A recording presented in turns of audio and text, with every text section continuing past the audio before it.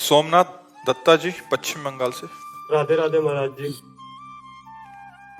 महाराज जी, आजकल बहुत सारे ऐसे प्रश्न आ रहे हैं कि 1 जनवरी 2025 से नया साल लग रहा है, हम अपनी गलत आदतों को छोड़ना चाहते हैं। महाराज जी, इसमें हमारा इसमें एक वो था महाराज जी, क्या होता है कि नियम तो लिया बट कुछ दिन बाद फिर टूट जाता है महाराज जी, ऐसा क्यों और इसको कैसे दृढ़ करें? देखो, बिना भजन के आप में पावर नहीं आएगा और बिना पावर के कोई संकल्प रुकता नहीं है।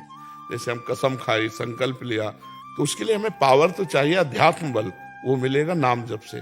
जितना नाम जप करोगे, श्री हरिवंश नाम बल लहो, अपने मन भाई सब कहो, रहो शरण हरिवंश की।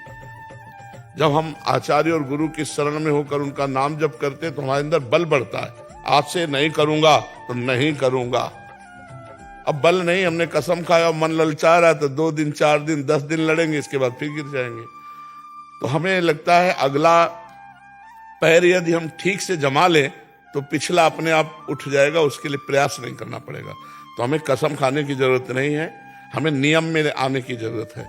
हम इतने माला गुरु मंत्र जपेंगे, नाम जप करेंगे तो हमारे अंदर बल आएगा। उसी बल से, बिना भजन के बच्चा काम नहीं बनने वाला। पक्का मान लो, खूब अनुभव की बात कह रहा हूं। जब भजन होगा तभी वो छूटेगा, नहीं तो नहीं छूटेगा। महाराज जी, मुझ में बहुत सारी कमियां थी। 1 साल पहले मैंने आपका सत्संग सुना और 1 साल पहले मैं वृंदावन आके आपका दर्शन किया, तो आपको देखने से और सुनने से लाइफ में बहुत सारी बदलाव आई। तो बस आज इसीलिए महाराज जी आए, साक्षात्कार आपका दर्शन करने से लाइफ में कितना बदलाव आएगा।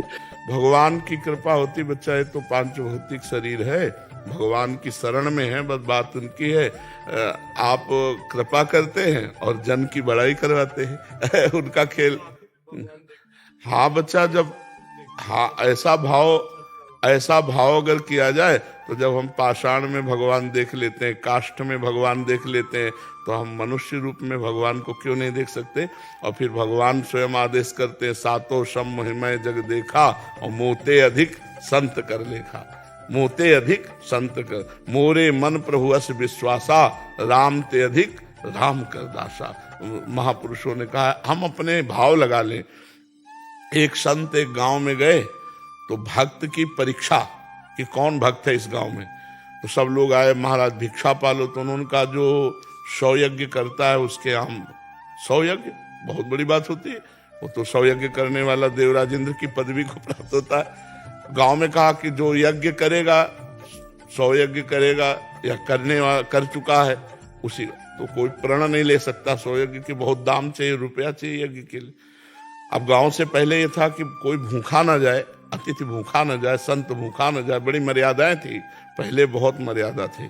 आग चाहे जितना पापी हो, अगर अतिथि बनकर आ गया है दरवाजे पे तो उसका सम्मान किया जाता है। अतिथि देवो भव, पहले अतिथि देवो भव, कहीं कहीं मकान में भी लिखा होता था अतिथि देवो भव। तो वो संत बोले कि अगर कोई यज्ञ किए हो, तो एक नववधू थी, वो सत्संग जाया करती थी। उसने कहा, हम महाराज को भोजन पवाएंगे।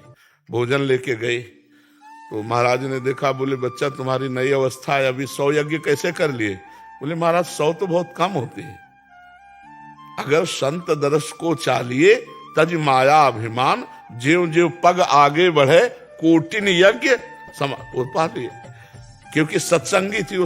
अगर हम संत दर्शन के लिए अभिमान छोड़कर जाते हैं कि आज हमें भगवान के भक्त के दर्शन होंगे, तो एक एक कदम पर करोड़ करोड़ यज्ञ का फल कहा गया है। संत दर्श को चालिए, तज माया अभिमान, ज्यों ज्यों पग आगे बढ़े, कोटिन यज्ञ समान। तो भगवान कृपालु हैं, वो इस सब पे कृपा कर रहे हैं।